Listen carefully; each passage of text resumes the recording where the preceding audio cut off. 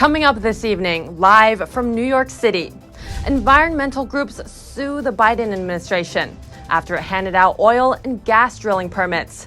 The groups are concerned about how drilling affects the environment. Auto giant Ford seeing an increase in late payments for car loans, but it says it's not worried yet. Why is that? China's trade with Russia expected to hit new highs in the coming months, according to Chinese leader Xi Jinping. That and much more coming up on NTD Business.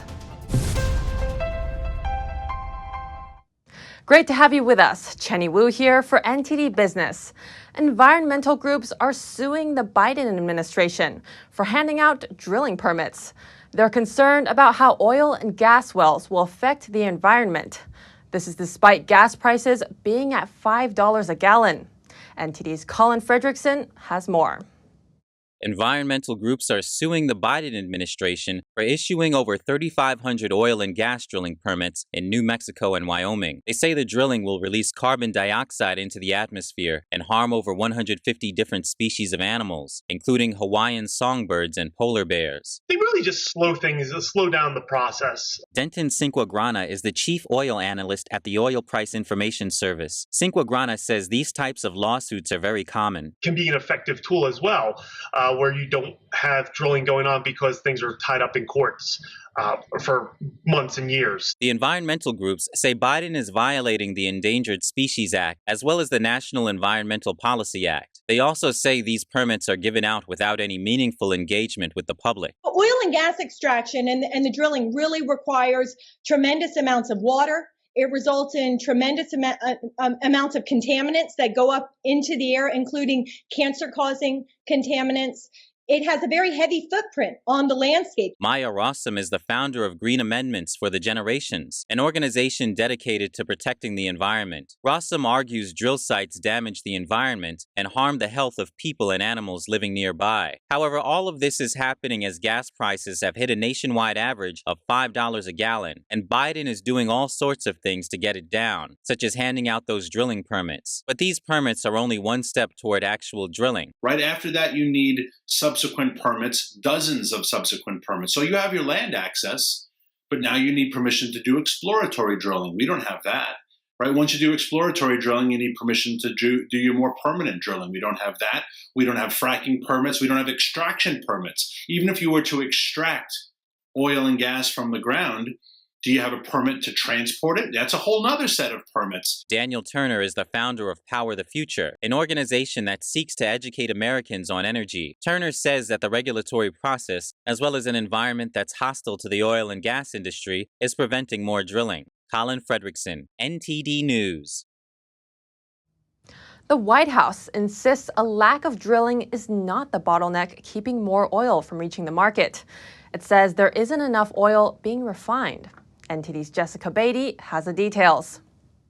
White House Press Secretary Karine Jean-Pierre Thursday was asked why the Biden administration is pressuring oil companies to increase refining instead of expanding drilling in the United States. Because we don't need to do that. What we need them to do is, with the oil that's out there, we need them to refine that oil so that the capacity could go up and then prices would go down. Right after President Biden took office, he signed a flurry of executive orders, including suspending new drilling leases on federal lands and ending the Keystone XL pipeline project. Republicans say this has caused gas prices to go up. But Democrats and Biden blame rising prices on the COVID-19 related slowdown and the conflict in Ukraine.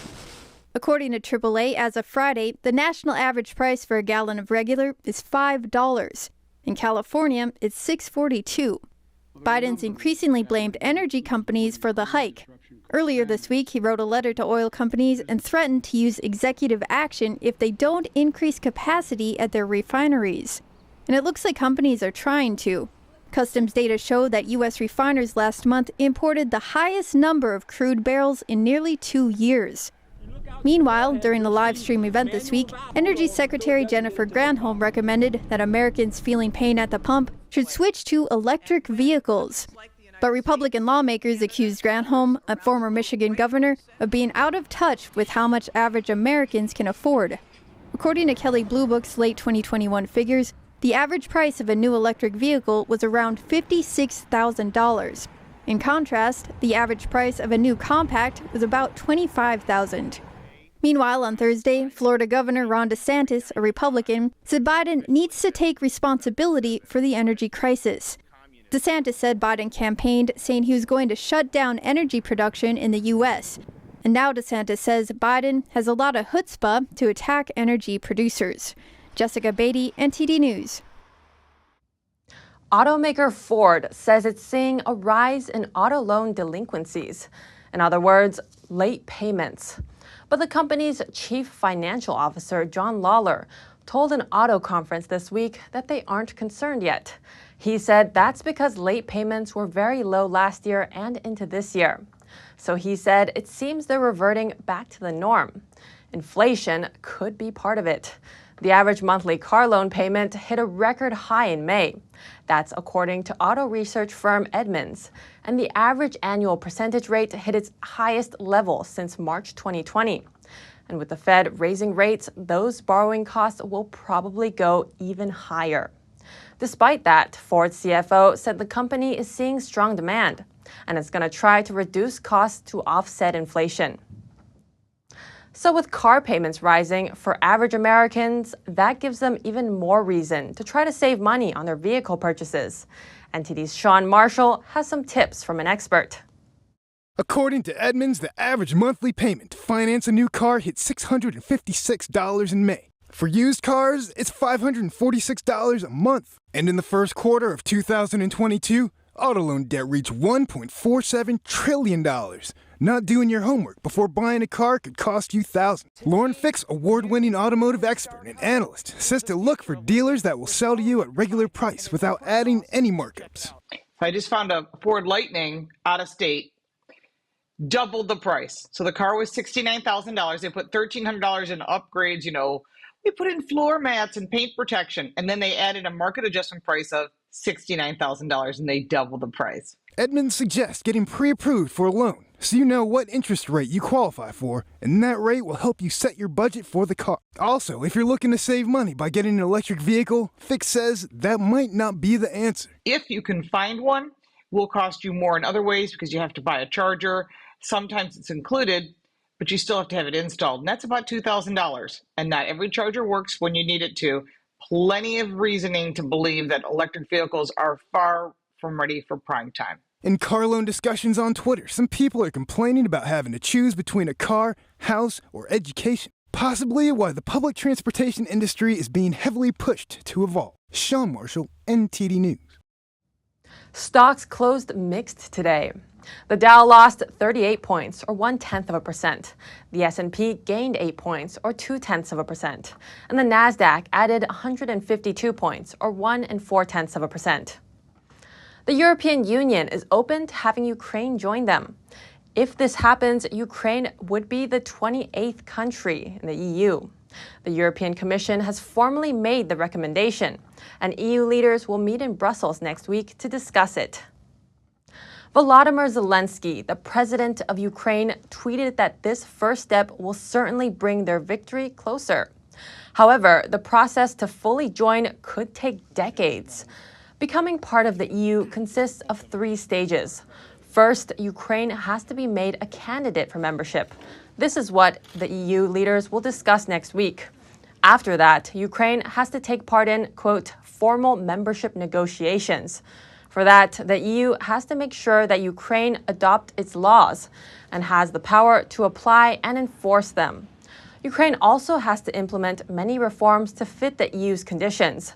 Examples include judicial reforms, administrative reforms, and economic reforms. Finally, when both sides are satisfied, Ukraine can join. China's trade with Russia will hit record highs in the coming months. That's what Chinese Communist Party leader Xi Jinping reportedly said today. According to Russian state media broadcaster RT, Xi said, quote, trade over the first half of this year has been in the tens of billions of US dollars, and we can expect new records in upcoming months. Trade between China and Russia reached $65 billion in the first 5 months of this year, according to China Customs data. It's up 28% compared to a year ago. Police found an illicit fentanyl pill press in a Mexican town near the U.S. border. Federal prosecutors said they detained a man there who had 11 pounds of fentanyl pills. To give you some perspective, 11 pounds of fentanyl is enough to kill nearly 250,000 people.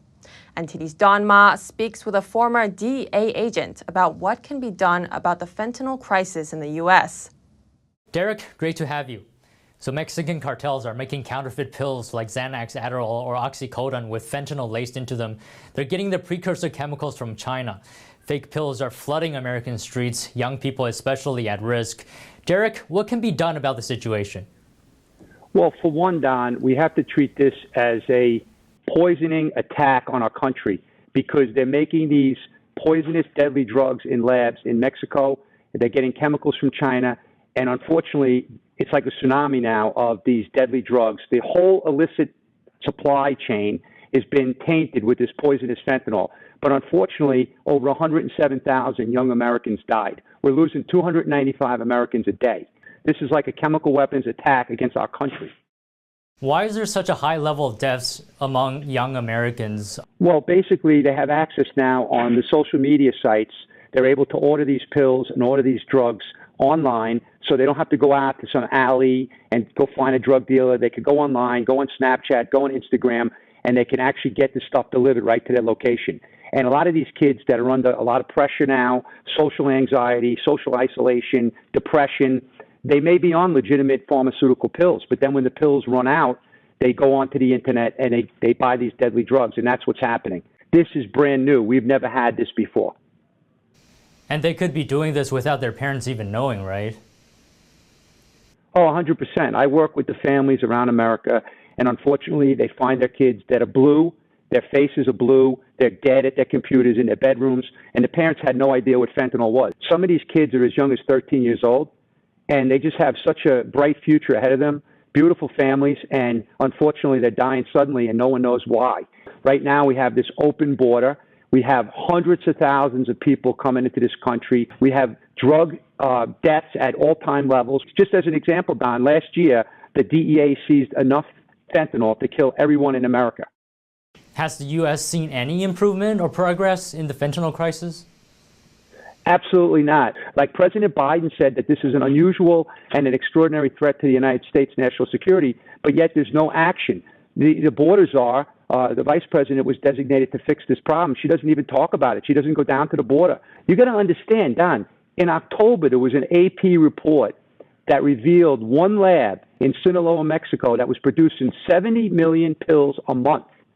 So we're talking about a massive chemical weapon attack against our future generation. But we still can't get any aggressive action. I hope we start using the best authorities and the best capabilities of the U.S. government to shut this down. We got to shut down these production labs. They're killing our kids at record levels. I think in this crisis, some awareness could go a long way. What would your advice be for any parents or young people watching? Well, for one, they should never take any type of illicit drug. If you're not getting a pill from your doctor at a pharmacy, a reputable pharmacy, never take any of these pills because they're deadly and they're killing at record levels. That's number one. Number two, they have to get away from this concept that it will never happen to my kid. My kid is an athlete. My kid is a great student. My kid's going to an Ivy League school. This is happening everywhere. Every community, black, white, Hispanic. I was listening to some of my friends in the DEA in Montana. The tribal leaders in Montana have declared a state of emergency. So the parents have to get educated on the topic. It's a very serious issue. Derek Maltz, former agent of the DEA Special Operations Division, thank you very much. Thank you. Still to come, Uber Eats using sidewalk robots to deliver meals in California. They're quickly becoming local celebrities. The top 5 movies for Father's Day, celebrating the special bond between dads and their kids. That and more coming up on NTD Business.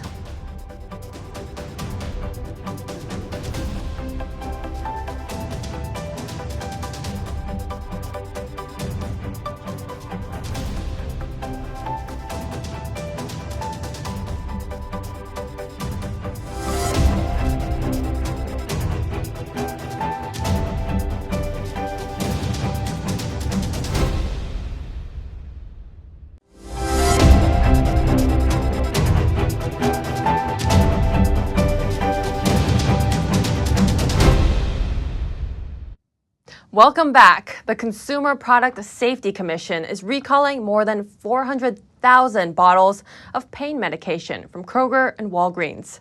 They contain the pain relievers like ibuprofen and aspirin. There's nothing wrong with the medication, but the bottles don't meet standards for child resistance. That means a child could open them and accidentally ingest the medications inside. All the bottles are branded either Walgreens or Kroger. The specific bottles covered under the recall are listed on the CPSC website, as well as the websites of Kroger and Walgreens. Many remote towns in southern Montana are facing the loss of tourist dollars. It's due to unprecedented flooding at Yellowstone National Park. NTD's Andrew Thomas has the details. The Yodeler Motel faced its first shutdown since it began operating as a lodge in 1964. Owner Mac Dean said he is going to have to gut the lower level, where 13 rooms were flooded by chest-high waters. If we can get the lower floor cleaned out, because guests don't want to stay when there's construction project going on, then we can salvage it and get an income coming. The town of Red Lodge is facing a double disaster. It will have to clean up the damage done by the flooding, and also figure out how to survive without the summer business that sustains it for the rest of the year. I'm getting phone calls from business people saying their reservations are canceling clear through September, and it is devastating for them. They're kind of in a state of shock right now. The town was under a boil water advisory, and trucks supplied drinking water to half of the town. Portable toilets were strategically placed for those who couldn't flush at home. Andrew Thomas, NTD News. Japanese companies Sony and Honda are officially entering the global electric vehicle race. They sealed the deal yesterday for a new joint venture company called Sony Honda Mobility. It'll combine Honda's expertise in building and selling cars with Sony's software and tech know-how. Like most Japanese automakers, Honda has been slower to shift to EVs compared with global car makers. So far, it has only one electric model on the market, the Honda E. But with pressure building from investors, the firm recently started laying out plans to join the EV race. Earlier this year, it announced it will work with GM to develop lower-priced EVs. Sony and Honda's new company will start selling electric cars in 2025. Uber is turning to sidewalk robots to deliver meals in California. The ride-sharing app's food division, Uber Eats, is using a network of autonomous vehicles tasked with dropping off orders to customers in a pilot program in Hollywood. NTD's Andrew Thomas reports. The robots resemble shopping carts. They're given names like Zoe and Quinn, and traits like light-up eyes to make them seem more human to pedestrians on the sidewalk. They even utter greetings like "excuse me" as they pass each other in the street. We wanted something that belongs on the sidewalk, something that's familiar, not frightening, but also kind of fresh and fun. So people see these robots, they see the eyes, they see the personality. It actually, it adds something to your day. Local restaurateurs say that the robots are quickly becoming local celebrities. Maximiliano Weschler runs Lala's Argentine Grill in Hollywood. The restaurant has been involved in the pilot since the start. I think it's incredible, and from day one, I was a big advocate for it. I saw the potential in it, and I still see the potential, and I see that this is the direction that we're heading for the future. For me, it's exciting. It's good times. Serve Robotics has been testing the robots for 2 years, but only recently integrated with Uber Eats. It was originally a division of rival delivery service Postmates, which was acquired by Uber in 2020. Now it's a separate organization, allowing it to explore other delivery opportunities outside of food service. If you fast forward in a few years, they're going to move a lot of other things. If you need groceries or alcohol or pharmacy or basically anything else. In fact, I think it's a bit of an iPhone moment where we may not know what people are going to move with these once they become so readily available. The vehicles are fully autonomous, but they're monitored by human pilots at a nearby base in case of any issues. I make sure that the robot doesn't go off course, isn't going to crash into anything, or if there's anything in its way, I kind of move it out of its way and help the robot. Uber's also working on a second, separate pilot program. It's using autonomous cars to deliver food in nearby Santa Monica. That initiative launched last month. Andrew Thomas, NTD News. White rice, brown rice, cilantro lime cauliflower rice, and now Mexican cauliflower rice. Chipotle Mexican Grill is testing it out right now. It's grilled riced cauliflower with the same spices as the Mexican rice, including garlic, cumin, and paprika. It's made fresh every day, and it's keto, vegan, vegetarian, paleo, and grain-free. A bit of bad news, though. It's only being tested out at 60 restaurants in Arizona, Southern California, and Wisconsin. A tiny bungalow in Oceanside, California, is none other than the Top Gun house. The house is now open to the public and is drawing visitors who are fans of the movie. NTD's Jeremy Sandberg has a story.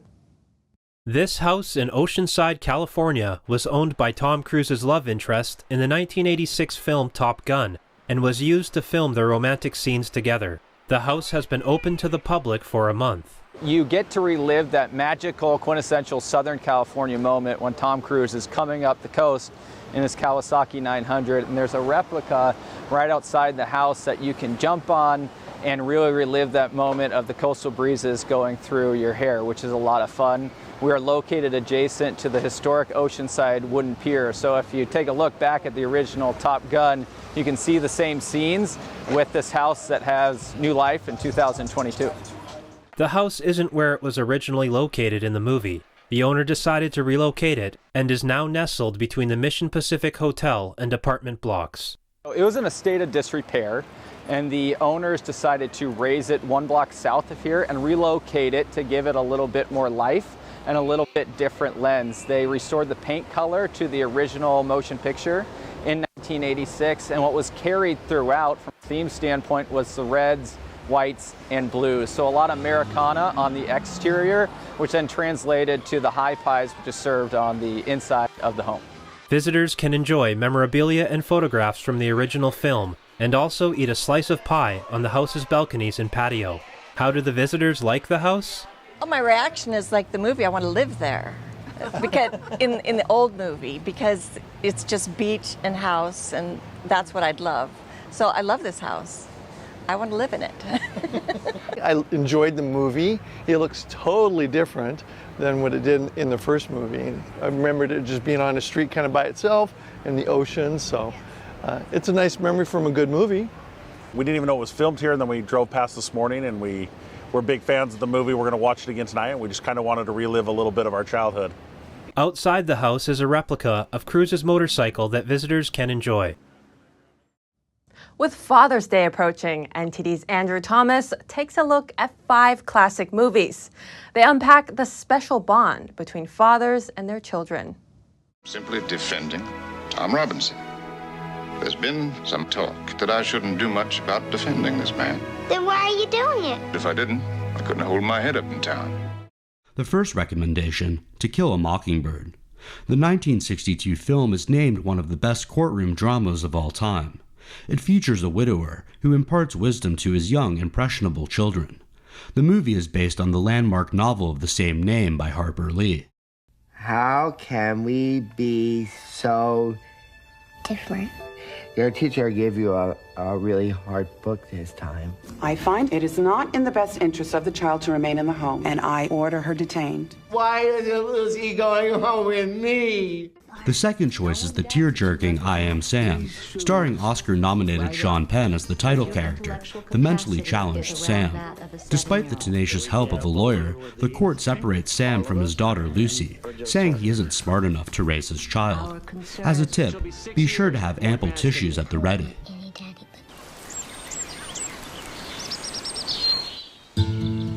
What we created here may be unique in all of human existence. All the way to the top. We created a paradise. The 2016 film Captain Fantastic is also recommended.